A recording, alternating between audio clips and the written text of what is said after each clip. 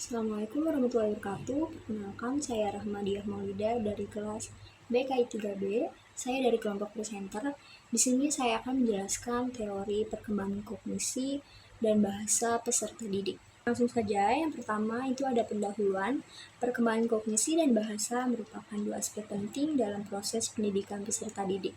Kognisi berkaitan dengan kemampuan berpikir, memahami, dan merencanakan masalah, sedangkan bahasa berfungsi sebagai alat komunikasi dan sarana untuk mengekspresikan gagasan.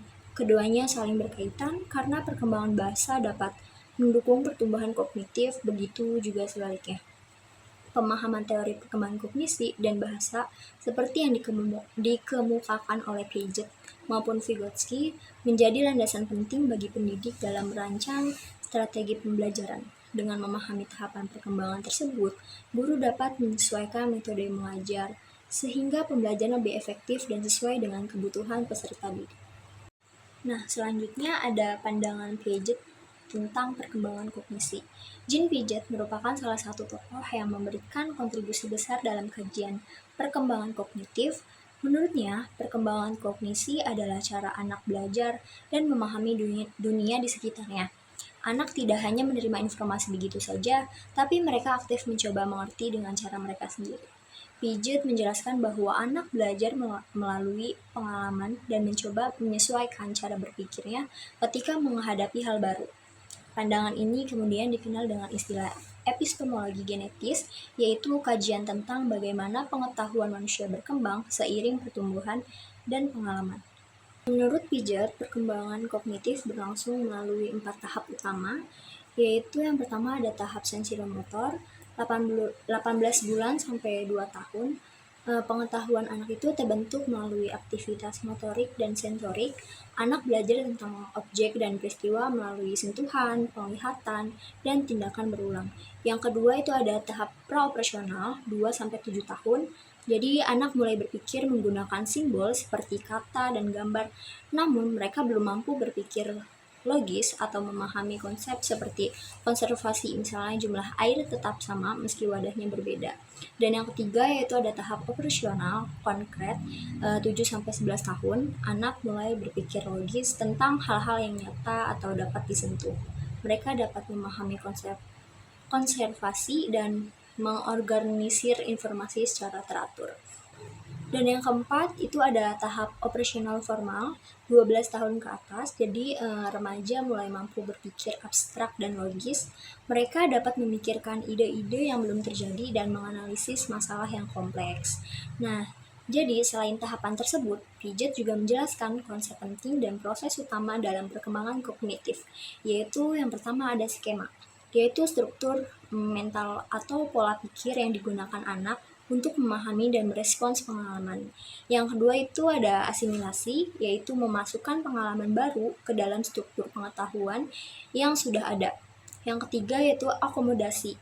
Nah, akomodasi ini pembentukan atau penyesuaian struktur kognitif baru ketika pengalaman lama tidak sesuai informasi yang baru diperoleh.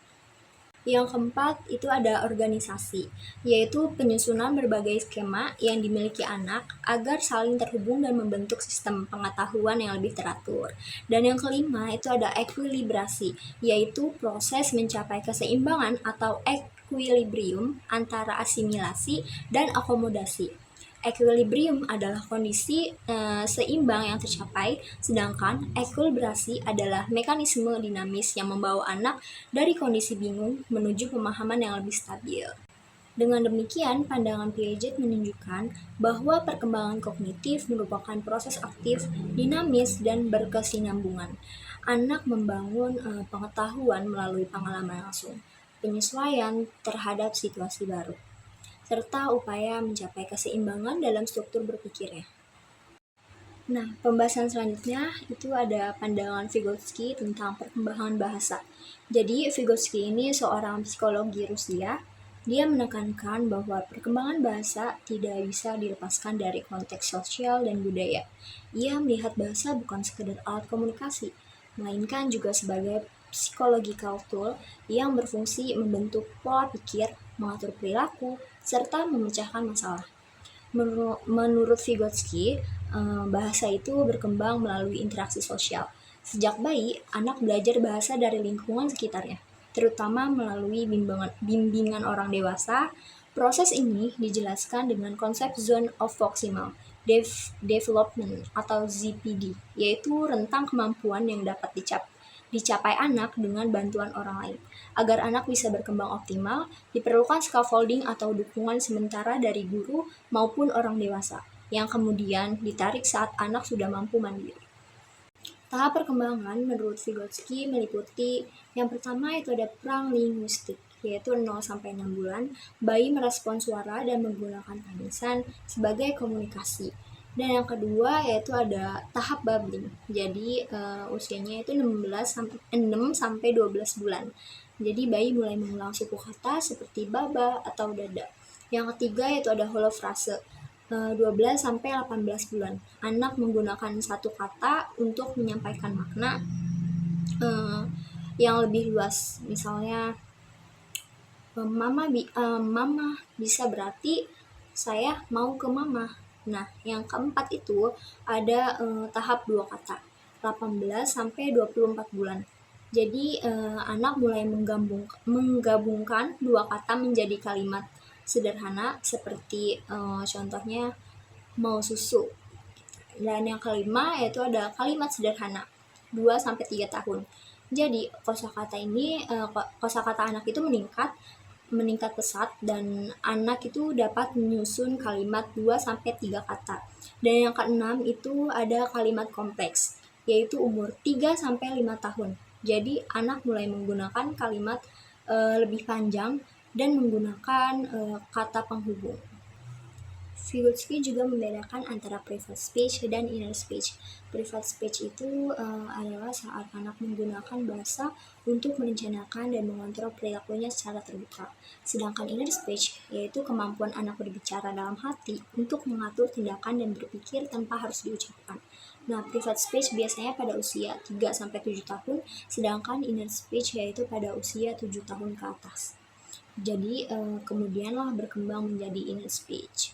Nah, dalam konteks pendidikan, teori Vygotsky itu menekankan bahwa guru itu berperan penting sebagai fasilitator perkembangan bahasa peserta didik. Dengan demikian, pandangan Vygotsky itu menekankan bahwa perkembangan bahasa peserta didik ini sangat dipengaruhi oleh lingkungan sosial, budaya, serta dukungan dari orang dewasa. Nah, bahasa juga tidak hanya sebagai sarana komunikasi, tetapi juga sebagai fondasi utama bagi perkembangan kognitif, sosial, dan kemandirian anak. Selanjutnya, yang terakhir yaitu ada kesimpulan. Teori Piaget ini menekankan bahwa perkembangan kognitif anak berlangsung melalui tahapan yang teratur, sedangkan Vygotsky itu menekankan pentingnya interaksi sosial dan budaya dalam perkembangan bahasa. Keduanya saling melengkapi dalam memahami proses belajar peserta didik. Nah, bagi pendidikan, hal ini berarti guru perlu menyesuaikan pembelajaran dengan tahap perkembangan kognitif anak, sekaligus menciptakan lingkungan belajar yang interaktif serta memberikan scaffolding agar peserta didik itu mampu berkembang secara optimal, baik dalam aspek berpikir maupun berbahasa. Mungkin cukup itu saja yang dapat saya sampaikan. Kurang dan lebihnya mohon dimaafkan. Terima kasih. Wassalamualaikum warahmatullahi wabarakatuh.